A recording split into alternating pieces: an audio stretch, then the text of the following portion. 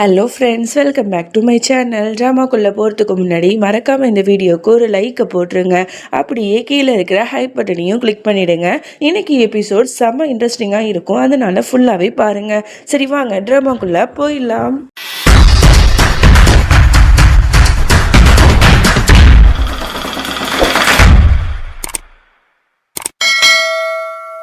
Starting சீனில் இங்கே நம்மளோட ரோஹிணியை தான் காட்டுறாங்க. சீமா மறுபடியுமே சசியோட காரில் ஏறி போயிட்டுருக்கா.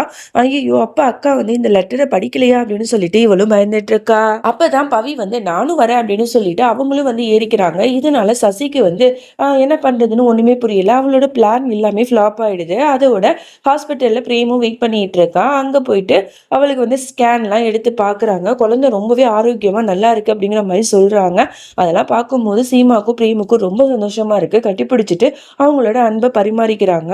அதோட வீட்டுக்கு போயிட்டு அந்த ஸ்கேன் ரிப்போர்ட்லாம் காட்டுறாங்க. வீட்டில் இருக்கிற எல்லாருமே அவ்வளோ சந்தோஷமா ரொம்ப ஹாப்பியா இருக்காங்க. அதோட நம்மளோட சீமா ரூமுக்கு போய் பார்க்குறா. அங்கே பார்த்தா ஒரே நிறைய டால்ஸ், அப்புறம் சின்ன பிள்ளைங்க விளையாடுற பொருட்கள் எல்லாமே இருக்கு. அதெல்லாம் பார்த்து அவளுக்கு ரொம்பவே சந்தோஷமா இருக்கு. அப்போ பிரேம் உனக்காக தான் நான் இதெல்லாம் வாங்கி வச்சேன். நம்மளோட பிரின்சஸோ இல்லை பிரின்ஸோ யார் இருந்தாலுமே அவங்க எல்லாருக்குமே நம்ம இந்த மாதிரிலாம் நிறைய வாங்கி கொடுக்கணும் அப்படிங்கிற மாதிரிலாம் குழந்தைய பற்றி பேசிட்டு இருக்காங்க. ரொம்பவே சந்தோஷமா இருக்காங்க. அதுக்கப்புறம் சீமா என்ன பண்றா, கபோர்ட்லேருந்து ஒரு லெட்டரை எடுக்கிறா. அது என்ன லெட்டர் அப்படின்னா, ரோஹிணி சீமாக்காக எழுதியிருப்பாள் அதே லெட்டர் தான். நம்ம நினைச்சிருப்போம் சீமா அந்த லெட்டரை படிக்கல அப்படின்னு சொல்லிட்டு. ஆனா இப்பதான் காட்டுறாங்க சீமா அந்த லெட்டரை எடுத்து படிச்சிருப்பா. அவளுக்கு பயங்கரமா ஷாக்கா இருந்திருக்கும். அதனாலதான் பயந்துக்கிட்டு பவி அண்ணியையும் நீங்க வாங்க அப்படின்னு சொல்லிட்டு துணைக்கு அழைச்சிட்டு போயிருப்பா. ஸோ இது எல்லாத்தையுமே நினைச்சு பார்த்துட்டு அதுக்கப்புறம் ரோஹிணிக்கு கால் பண்ணி என்ன ஏதுன்னு கேட்கும்போது அப்பதான் ரோஹிணி எல்லா விஷயத்தையுமே சொல்றா. இந்த மாதிரி நீங்கள் எல்லாரும் கோயிலுக்கு போகும்போது சசி குழந்தைய கொன்றுவன்னு சொல்லிட்டு என்னை மிரட்டினா. அதனால தான் வேறு வழியே இல்லாமல் நான் கோயிலுக்கு வந்தேன். அங்கே எண்ணெயை ஊற்றி வச்சிருந்தா நான் தான் அங்கே விளக்கெல்லாம் ஏற்றி வச்சு உங்களை விளைவிடாமல் தடுத்தேன் அப்படின்னு எல்லா விஷயத்தையுமே சொல்லும்போது இந்த சசி இவ்வளோ கீழ்த்தனமான வேலையை பண்ணுறாளா, இவ்வளோ மாதிரி ஒரு மோசமான வேலை நான் பார்த்ததே இல்லை அப்படின்னு சொல்ல, இந்த பாருங்கக்கா நீங்கள் முடிஞ்ச அளவுக்கு சேஃபாக இருங்க அந்த சசிகிட்டேருந்து அப்படிங்கிற மாதிரி அவளும் வார்னிங் கொடுக்குறா. அப்போ தான் ரோஹிணி சொல்லியிருப்பா, அக்கா எனக்கு தெரிஞ்ச அந்த லாக்கரில் இருக்கிற நகையெல்லாம் இருக்குல்ல அது எல்லாமே போலியான நகையாக கூட இருக்கலாம், நீங்கள் அதை செக் பண்ணி பாருங்க அப்படிங்கிற மாதிரி சொல்லியிருப்பா.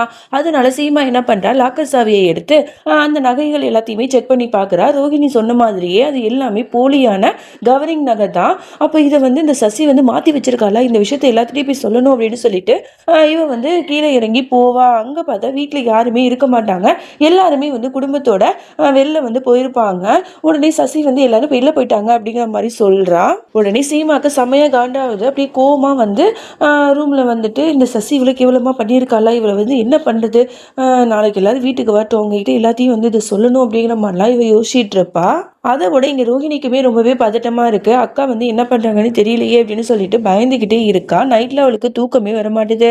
இங்கே சசி என்ன பண்ணுறா, நிறைய கோழி குண்டெல்லாம் இருக்குல்ல அது எல்லாத்தையுமே சீமாவோட ரூமுக்கு வெளியில் போட்டுட்டு அவள் விழணும் அப்படிங்கிறதுக்காக போட்டிருப்பா. அப்போ தடுமாறி அவளே அதில் கீழே விழுந்துருவா.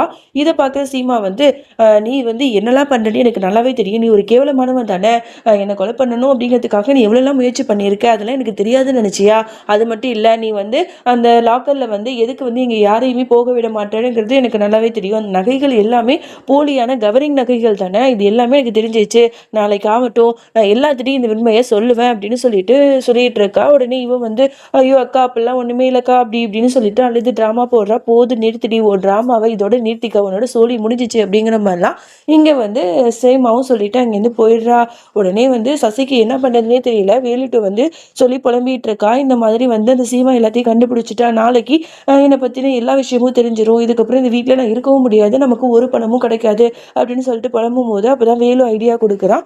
அப்போ நம்ம ஒரு ஐடியா பண்ணலாமே, இந்த நகைகள் எல்லாத்தையுமே நான் தேடிட்டு போகிற மாதிரி வரேன், அதுக்கப்புறம் இந்த மாதிரி தேடிட்டு போயிட்டான், ஒரு திருட வந்தான் அப்படின்னு சொல்லிட்டு நீங்கள் சமாளிச்சிருங்க அப்படின்னு சொல்லும்போது இது நல்ல ஐடியாவே இருக்கு அப்படின்னு சொல்லிட்டு பிளான் போடுறாங்க. அதை விட இங்க சீமா மாத்திரை போடுறதுக்காக தண்ணி எடுக்கிறதுக்காக கிச்சனுக்கு வருவா. அப்பதான் பிரேம் கால் பண்ணி என்னம்மா நல்லா இருக்கியா, மாத்திரை போட்டியா அப்படின்னு கேட்க, அதெல்லாம் நான் ரொம்ப நல்லா இருக்கேன், உங்களோட குழந்தை இருக்கால அவளும் ரொம்பவே நல்லா இருக்கா அப்படிங்கிற மாதிரிலாம் இங்கே பேசிக்கிட்டு இருப்பாங்க. உடனே வந்து வேலுவும் வந்து முகமூடி போட்டுட்டு லாக்கர் உள்ளாக்க போயிட்டு எல்லா நகையும் எடுத்து வச்சிட்டு இருக்கான்.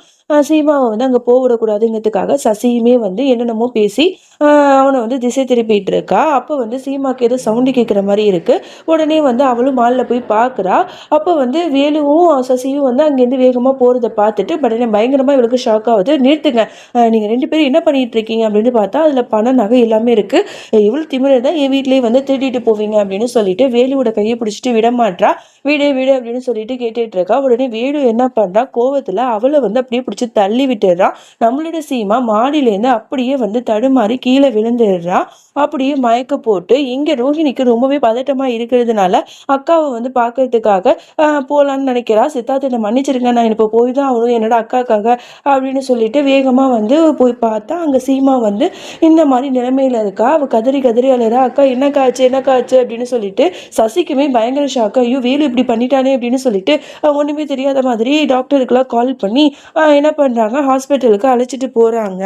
அதுக்கப்புறம் இங்கே பிரேம் அப்புறம் பரத்வாஜ் வீட்டில் இருக்கிறவங்க எல்லாத்துக்குமே வந்து இந்த மாதிரி சீமாக்கு இந்த மாதிரி ஒன்று நடந்துருச்சு அப்படிங்கிற மாதிரி தெரிஞ்சு அவங்க எல்லாரும் பதறி அடிச்சுட்டு வர பார்க்குறாங்க. இங்கே சித்தார்த் வந்து எந்திரிச்சு பார்க்குறா. ரோகிணியை காணும், இவன் எங்கே போனான்னு தெரியலையே அப்படின்னு சொல்லிட்டு பயங்கரமாக அப்செட்டாக இருக்கான். அப்போ தான் ரோகிணி கால் பண்ணி இந்த மாதிரி அக்காவுக்கு இந்த மாதிரி ஆயிடுச்சுங்க, நான் சிட்டி ஹாஸ்பிட்டலில் தான் இருக்கேன், எனக்கு ரொம்ப பயமாக இருக்குது வாங்க அப்படிங்கிற மாதிரி அலறா. ஓகே ஓகே நீ ஒன்றும் கவலைப்படாத நான் வந்துடுறேன் அப்படின்னு சொல்லிட்டு சித்தார்த்து சொல்கிறான்.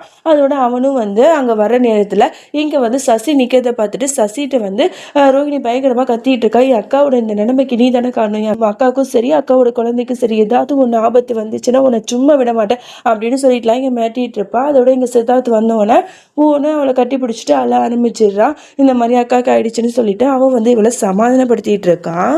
அப்போ வந்து இங்கே சீமாக்கு வந்து ஆப்ரேஷனும் வந்து எல்லாமே பண்ண ஆரம்பிச்சிட்டாங்க.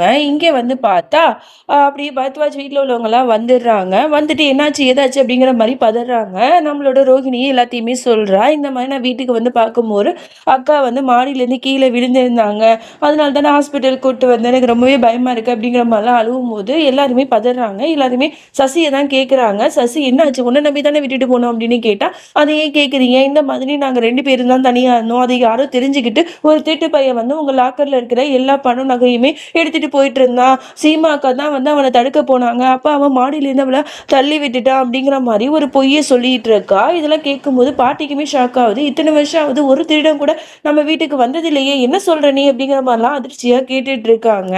அப்பதான் டாக்டரும் வெளில வராங்க. என்னாச்சு சீமா நல்லா இருக்கால அப்படின்னு கேட்டா சீமா நல்லா இருக்காங்க, அவங்களுக்கு எந்த பிரச்சனையும் இல்லை அப்படிங்கிற மாதிரி சொல்லும் போது பாட்டிலேருந்து எல்லாருமே ரொம்ப சந்தோஷப்படுறாங்க. ஆனா அப்படின்னு சொல்லிட்டு இந்த மாதிரி உங்க குழந்தை இருக்கல அந்த குழந்தை வந்து அபார்ஷன் ஆயிடுச்சு அப்படிங்கிற மாதிரி சொல்லிடுறாங்க. இதை கேட்ட உடனே ஒட்டுமொத்த குடும்பத்துக்குமே பயங்கர அதிர்ச்சியா இருக்கு. பிரேம்லாம் கண்கலங்க, என்ன சொல்றீங்க, அப்படிலாம் இருக்காது, என் குழந்தை உயிரோடு தான் இருக்கும் அப்படிங்கிற மாதிரிலாம் பாவமா பேசிட்டு இருக்கான். அப்புறம் எல்லாரும் ஒன்னா சேர்ந்து பிரேமை சமாதானப்படுத்திட்டு இருக்காங்க. இந்த விஷயத்தை கேட்ட உடனே ரோஹிணிக்குமே மனசு உடைஞ்சு போயிடுது. அக்கா வந்து ரொம்ப ஆசையா இருந்தாலே குழந்தை மேல இப்ப என்ன பண்றது அப்படின்னு சொல்லிட்டு ரொம்பவே வந்து அழுதுட்டு இருக்கா. சித்தார்த்தோ அவளை சமாதானப்படுத்துறான். அதோட இங்க சீமா வந்து கண்முழிச்சிட்டாங்க, போய் பார்க்கலாம் அப்படிங்கிற மாதிரி சொன்ன உடனே மொத்த குடும்பமுமே சீமாவை பார்க்கறதுக்காக போறாங்க. சசிக்கு பயங்கரமா ஷாக் ஆகுது. ஐயோ சீமா எல்லாத்தையும் சொல்லிட்டா என்ன பண்றது அப்படின்னு சொல்லிட்டு பயந்துட்டு நிக்கிறா. அதோட சீமா போனதுமே பிரேம் கையை பிடிச்சிட்டு நம்ம குழந்தைக்கு எதுவும் ஆகல இல்லைங்க, நல்லா இருக்கு இல்லைங்க அப்படிங்கிற மாதிரி கேட்கிறா.